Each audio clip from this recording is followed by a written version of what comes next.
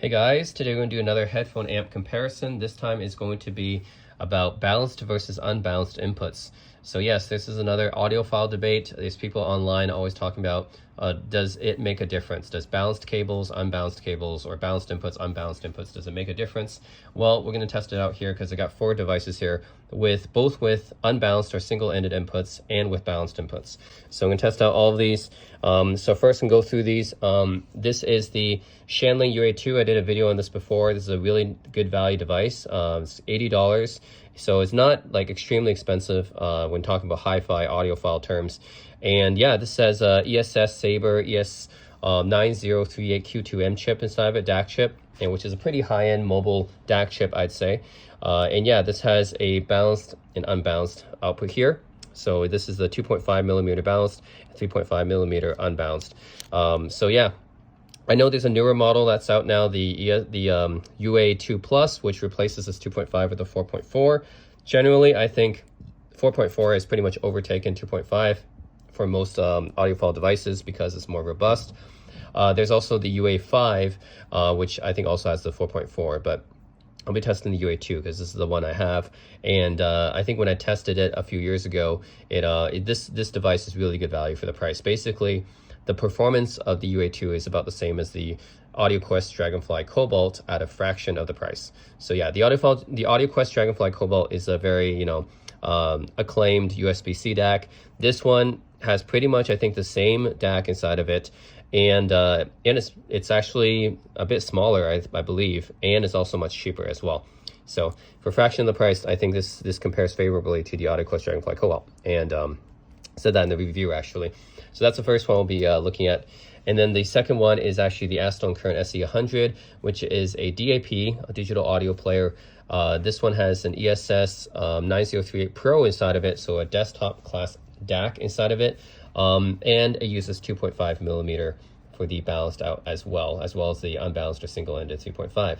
So yeah, and this is an older model. This is about 4 years old now. I think it came out recently in 2018, which is why it has this older. So 2.5 millimeter is balanced, but it's mostly standard push by Astone Current, I'd say. Astone Current was the one who popularized the 2.5. But then later on, Sony came out with the 4.4 Pentacon connector in their devices, and then people just follow Sony because it's a more robust connector.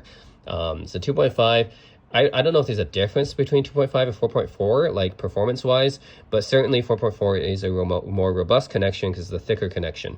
So I think that's why all the new Astone Currents, as well as all the other newer hi-fi players and DAPs, they use the 4.4 now.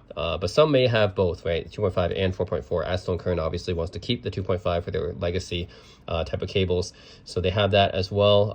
But I think even they're switching to 4.4 now, and all the the other DAP manufacturers, FiO and iBasso and Hy-B, they all have 4.4 now, in addition to 2.5, and Cayenne I think maybe as well. All right, next up is the Hy-B RS6. So this is my current go-to DAP, actually. It has a custom Darwin architecture is with their name for their custom R2R DAC, which is a resistor ladder DAC. It operates a little bit differently than the ESS or AKM DACs, which are Delta Sigma DACs. So yeah, some people say that the R2R DACs have a more linear type of sound, which is I guess more natural compared to the Delta Sigma DACs, but I know that's another audiophile debate, right? We always have different audiophile debates about everything, all these minute differences. Anyways, I'm not here to compare the different DACs, actually. I'm here to compare the balanced versus unbalanced. So the Hy-Bs actually have 4.4, two 4.4 outputs, actually. This is a newer DAP. The 4.4 balanced, I'll be using this one in the sound test that's coming up later, and then the balanced 4.4 output I'll be using to connect to the THX 789 amp because this is a line out connection. So I'll be using both of these actually in different ways. So yeah, the first one you'll be hearing just the Hy-B RS6 with the standard balanced output. And then you'll be hearing the THX 789 with the, I'm going to be using the balanced line out. So might as well introduce this one. This is the THX AAA 789 headphone amplifier, by far the largest, out of all these, because yeah, this is just a headphone amplifier. There's no DAC or anything built in. It's just a lot of tech inside this one box just for a headphone amp. And you better bet that it performs probably the best out of all of these when it comes to the reducing the distortion. So I did a video recently comparing this one to my headphone tube amp, which is the X-Duo TA26. This is probably, and compared to my Parasound ZDAC V2 previously, this is by far, I think, the cleanest headphone amp I've ever heard. Like, you turn up the volume to the almost max, and as well as your ears can handle. I mean, yeah, this one can drive like pretty much any headphone, like all your highest end headphones, highest impedance ones with 300 ohms, 600 ohms. This can drive all of them, even at the highest settings. Yeah, this at the highest volume levels even, this does not have any sort of distortion noticeable whatsoever. Like no hiss, no distortion, just very, very clean sounding even at the highest settings. So far, yeah, the cleanest headphone amp I've ever experienced, the Drop THX AAA 789, and it has single-ended, which is unbalanced, as well as a balanced. So yeah, this is a 4-pin XLR, so I actually have to get a separate cable for this one. So I have a 4-pin XLR to 4.4 millimeter cable, which I have then connected to my focals, which I'll be using for this comparison video. And this also has balanced input as well, not just balanced output, balanced input. So I also have a balanced input cable as well. So this is yeah, this is actually XLR to 3.5. Actually, this is a balanced input cable because I have two XLRs here, left and right channel.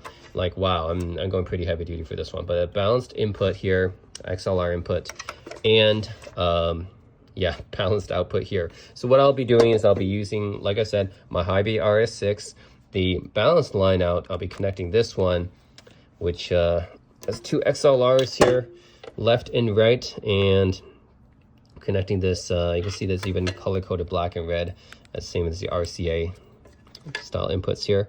So I'll be using my Focal Elexes for the test in this video.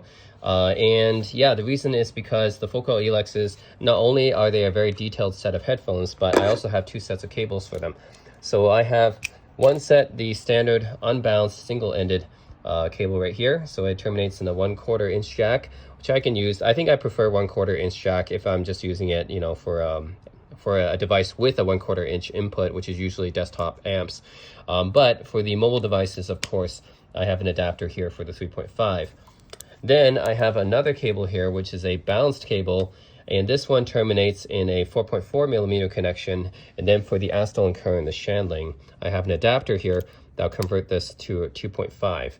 And I also have an adapter that'll convert this into the 4-pin XLR for the THX amp. So yeah, I have a whole bunch of adapters here all set up and ready to go for testing. So yeah, look at all these adapters and cables I have. It's ridiculous. Just to test this, different connections. I mean, we all want to find out, is there a difference? There theoretically should be a difference. Well, actually, there is a noticeable difference actually in power. First of all, that's just a fact. A lot of these headphone amps have much more power coming from the balanced output than the unbalanced output. So let's just get that out of the way. Yes, balanced output does have more power, it outputs more power. But aside from that, there should be theoretically less background noise coming from the balanced output as well. So it should be, yeah, just less noise. I mean, that's really what it's designed for. Not only more power, but also less noise. So I guess maybe you guys can hear or not, but that's what we're trying to find out in this video. So I forgot to mention in my THX AAA 789 headphone amp review what this input button actually does here. I only said that, oh, it stays in and you press it again and it pops out. That's kind of different than what the power button does, which is a little bit inconsistent, which I kind of complain about. But I didn't actually mention what this input button actually does. So this input button just switches between this balanced input and this unbalanced input here. That's all it does. So for me, this video, I'll be using my Hy-B RS6's balanced line out outputs, and I'll be going into this balanced input here, this XLR, double XLR input. So all of that input button does is it switches between this XLR balanced input and these RCA single-ended inputs. So that's really what it does. So yeah, I just want to mention that. I forgot to mention in my other video.